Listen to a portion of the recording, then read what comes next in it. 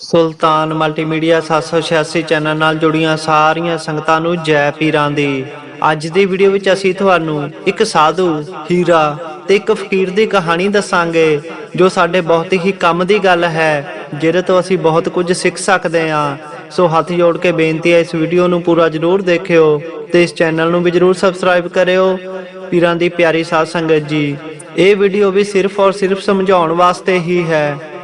ਇੱਕ ਸਾਧੂ ਜਿਹੜੇ ਕਿ ਦੁਨੀਆਦਾਰੀ ਤੋਂ ਦੂਰ ਰਿਹਾ ਕਰਦੇ ਸੀ ਅਤੇ ਉਹ ਆਪਣੀ ਇਮਾਨਦਾਰੀ ਅਤੇ ਸੇਵਾ ਦੇ ਲਈ ਕਾਫੀ ਪ੍ਰਸਿੱਧ ਸਨ। ਇਸ ਤਰ੍ਹਾਂ ਹੀ ਉਹਨਾਂ ਦਾ ਜੀਵਨ ਗੁਜ਼ਰ ਰਿਹਾ ਸੀ।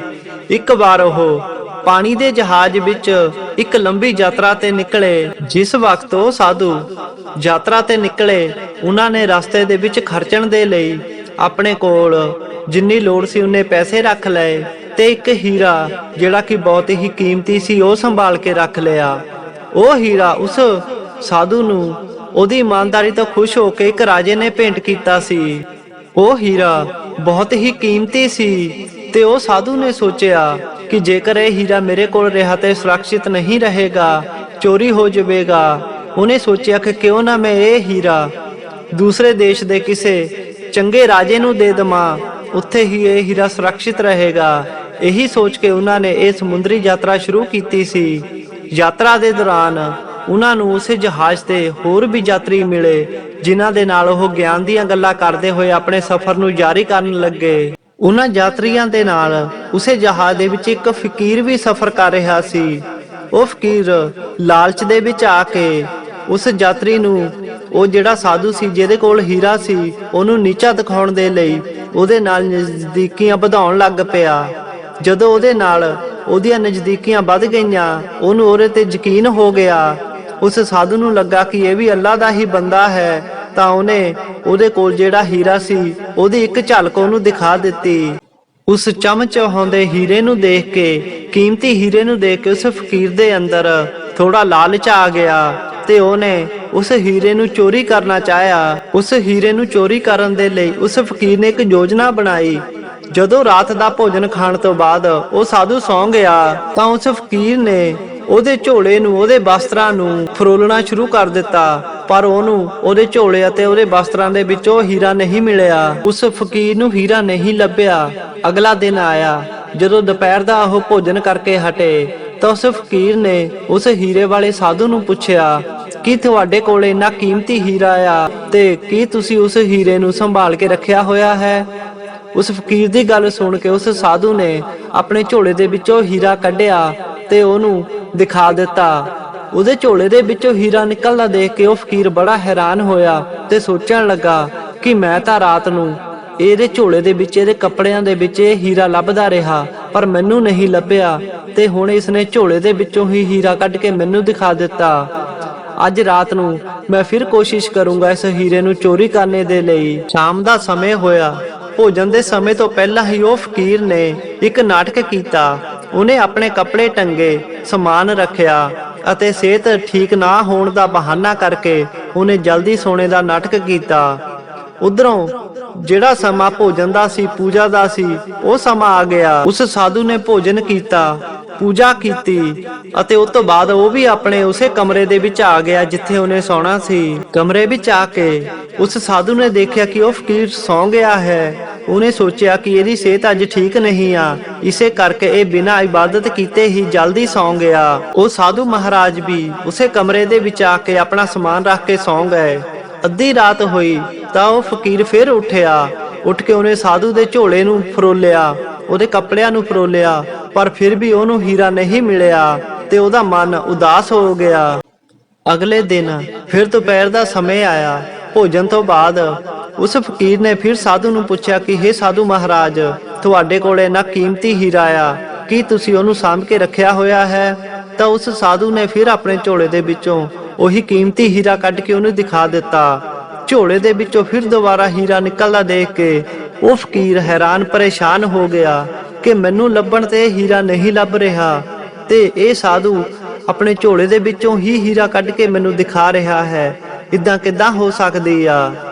ਉਹਦੇ ਮਨ ਦੇ ਵਿੱਚ ਅਨੇਕਾਂ ਹੀ ਪ੍ਰਸ਼ਨ ਚੱਲ ਰਹੇ ਆ ਕਿ ਇਦਾਂ ਕਿਦਾਂ ਹੋ ਸਕਦਾ ਹੈ। ਤੇ ਜਦੋਂ ਉਹ ਤੋਂ ਸਹਿ ਨਾ ਹੋਇਆ ਤਾਂ ਉਸ ਫਕੀਰ ਨੇ ਸਾਧੂ ਨੂੰ ਖੁੱਲ ਕੇ ਆਪਣੀ ਸਾਰੀ ਗੱਲਬਾਤ ਦੱਸ ਦਿੱਤੀ ਕਿ ਮੈਂ ਪਿਛਲੀਆਂ 2 ਰਾਤਾਂ ਤੋਂ ਤੁਹਾਡੇ ਕੱਪੜਿਆਂ ਨੂੰ ਝਾੜ ਕੇ ਦੇਖਿਆ, ਤੁਹਾਡੇ ਝੋਲੇ ਨੂੰ ਝਾੜ ਕੇ ਦੇਖਿਆ, ਪਰ ਮੈਨੂੰ ਤੁਹਾਡਾ ਹੀਰਾ ਨਹੀਂ ਲੱਭਿਆ। ਪਰ ਜਦੋਂ ਮੈਂ ਤੁਹਾਨੂੰ ਪੁੱਛਿਆ ਤਾਂ ਤੁਸੀਂ ਆਪਣੇ ਝੋਲੇ ਦੇ ਵਿੱਚੋਂ ਹੀ ਮੈਨੂੰ ਹੀਰਾ ਕੱਢ ਕੇ ਦਿਖਾ ਦਿੱਤਾ।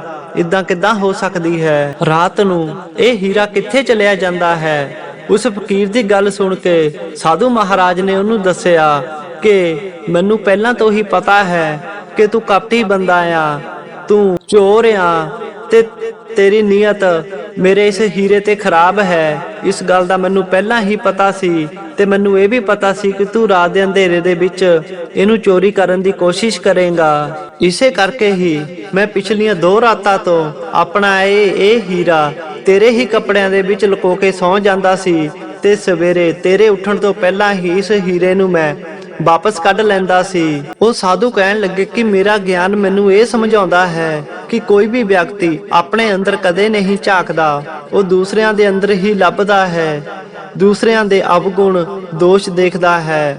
ਆਪਣਾ ਉਹ ਕੱਪੜਿਆਂ ਨੂੰ ਨਹੀਂ ਟਟੋਲਦਾ, ਆਪਣੇ ਮਨ ਨੂੰ ਨਹੀਂ ਟਟੋਲਦਾ। ਉਸ ਸਾਧੂ ਦੀ ਇਹ ਗੱਲ ਸੁਣ ਕੇ ਉਹ ਫਕੀਰ ਹੈਰਾਨ ਪਰੇਸ਼ਾਨ ਹੋ ਗਿਆ, ਸ਼ਰਮਿੰਦਾ ਹੋ ਗਿਆ।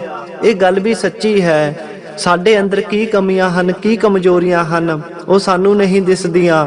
ਮੋਰਲੇ ਦੀ ਦੂਸਰੇ ਦੀ ਕੋਈ ਵੀ ਛੋਟੀ ਤੋਂ ਛੋਟੀ ਗਲਤੀ ਹੋਵੇ, ਕਮੀ ਹੋਵੇ, ਉਹ ਅਸੀਂ ਜੱਗ ਜ਼ਾਹਰ ਕਰਨ ਲੱਗੇ ਦੇਰ ਨਹੀਂ ਲਾਉਂਦੇ, ਜਦ ਕਿ ਉਹ ਤੋਂ ਵੱਧ ਬੁਰਾਈਆਂ ਸਾਡੇ ਅੰਦਰ ਹੁੰਦੀਆਂ ਹਨ। ਸੋ ਸਭ ਤੋਂ ਪਹਿਲਾਂ ਇਨਸਾਨ ਨੂੰ ਆਪਣੇ ਅੰਦਰ ਹੀ ਝਾਕਣਾ ਚਾਹੀਦਾ ਹੈ ਕਿ ਮੈਂ ਕਿੱਥੇ ਸਟੈਂਡ ਕਰਦਾ ਹਾਂ, ਮੇਰੇ ਅੰਦਰ ਕੀ ਬੁਰਾਈਆਂ ਹਨ ਜਾਂ ਕੀ ਅੱਛਾਈਆਂ ਹਨ। ਅਸੀਂ ਦੂਸਰਿਆਂ ਦੀਆਂ ਬੁਰਾਈਆਂ ਲੱਭਦੇ ਥੱਕਦੇ ਨਹੀਂ ਆ ਤੇ ਆਪਣੇ ਅੰਦਰ ਦੇਖਦੇ ਹੀ ਨਹੀਂ ਆ ਕਿ ਅਸੀਂ ਵੀ ਕਿੰਨੇ ਅਵਗੁਣਾਂ ਦੇ ਨਾਲ ਭਰੇ ਹੋਏ ਆ। ਸਭ ਤੋਂ ਪਹਿਲਾਂ ਆਪਣੇ ਆਪ ਨੂੰ ਸਾਫ਼ ਕਰੋ, ਫਿਰ ਦੂਸਰਿਆਂ ਨੂੰ ਸਾਫ਼ ਕਰਨ ਦੀ ਕੋਸ਼ਿਸ਼ ਕੀਤੀ ਜਾਣੀ ਚਾਹੀਦੀ ਆ। ਆਪਣੇ ਅੰਦਰ ਟਟੋਲੋ ਕਿ ਸਾਡੇ ਵਿੱਚ ਕੀ ਕਮੀਆਂ ਆ, ਕੀ ਗਲਤੀਆਂ ਆ, ਉਹਨੂੰ ਦੂਰ ਕਰੋ, ਫਿਰ ਹੀ ਅਸੀਂ ਦੂਸਰਿਆਂ ਨੂੰ ਸਮਝਾ ਸਕਦੇ ਆ।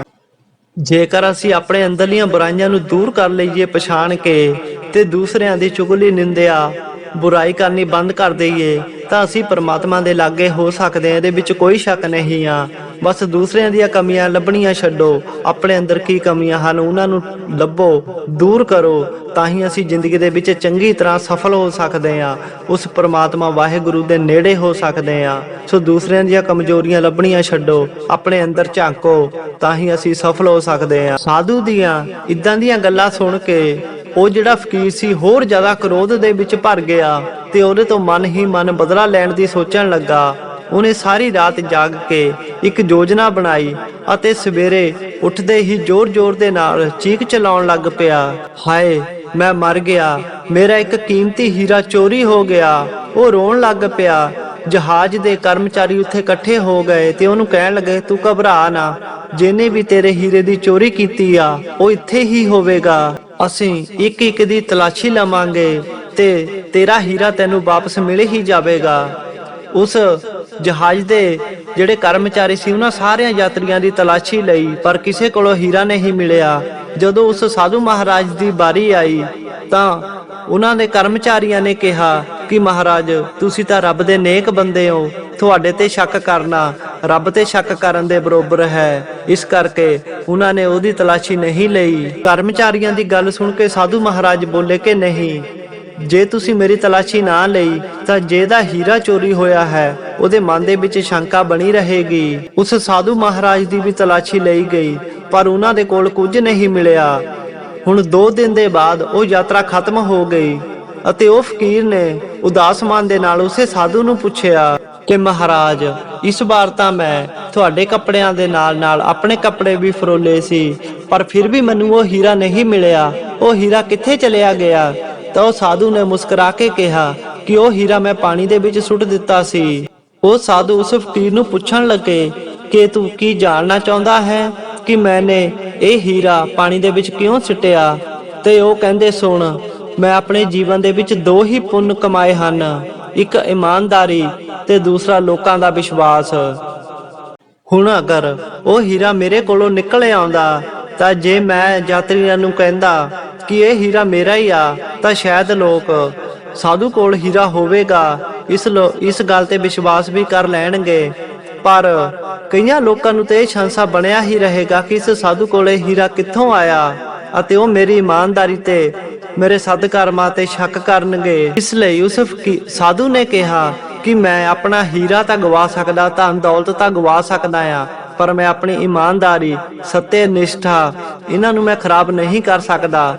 ਜਿਹੜੇ ਮੇਰੇ ਚੰਗੇ ਕਰਮ ਆ, ਪੁੰਨੇ ਕਰਮ ਆ, ਇਹੀ ਮੇਰੇ ਨਾਲ ਜਾਣਗੇ, ਇਹਨਾਂ ਨੂੰ ਮੈਂ ਨਹੀਂ ਗਵਾ ਸਕਦਾ। ਉਸ ਫਕੀਰ ਨੇ ਉਸ ਸਾਧੂ ਮਹਾਰਾਜ ਕੋਲੋਂ ਮਾਫੀ ਮੰਗੀ ਤੇ ਉਹਦੇ ਪੈਰਾਂ ਦੇ ਵਿੱਚ ਪੈ ਕੇ ਰੋਣ ਲੱਗ ਪਿਆ। ਦੋਸਤੋ, ਇਮਾਨਦਾਰੀ, ਸੱਤੇ ਨਿਸ਼ਠਾ ਇਹੀ ਸਾਡੇ ਸੱਚਮੁੱਚ ਦੇ ਅਸਲੀ ਧਨ ਹਨ, ਜਿਹੜੇ ਸਾਡੇ ਨਾਲ ਜਾਣੇ ਹਨ। ਸਾਡੇ ਦੁਆਰਾ ਕੀਤੇ ਹੋਏ ਚੰਗੇ ਕਰਮ, ਇਮਾਨਦਾਰੀ, ਸਾਡੀ ਕੀਤੀ ਹੋਈ ਬੰਦਗੀ ਇਹੀ ਸਾਡੇ ਨਾਲ ਜਾਵੇਗੀ। ਇਹੀ ਸਾਡਾ ਅਸਲੀ ਧਨ ਹੈ। ਇਹਨੂੰ ਵੱਧ ਤੋਂ ਵੱਧ ਇਕੱਠਾ ਕੀਤਾ ਜਾਵੇ ਤਾਂ ਜੋ ਅਸੀਂ ਮੌਜੂਦਾ ਸਮੇਂ ਤੇ ਆਖਰੀ ਸਮੇਂ ਖੁਸ਼ੀ-ਖੁਸ਼ੀ ਉਸ ਪਰਮਾਤਮਾ ਤੱਕ ਪਹੁੰਚ ਸਕੀਏ। ਸੋ ਇਸ ਗੱਲ ਤੇ ਗੌਰ ਜ਼ਰੂਰ ਕਰਿਓ ਤੇ ਪੀਰਾਂ ਫਕੀਰਾਂ ਦੀਆਂ ਹੋਰ ਵੀਡੀਓ ਦੇਖਣ ਲਈ ਇਸ ਚੈਨਲ ਨੂੰ ਜ਼ਰੂਰ ਸਬਸਕ੍ਰਾਈਬ ਕਰਿਓ।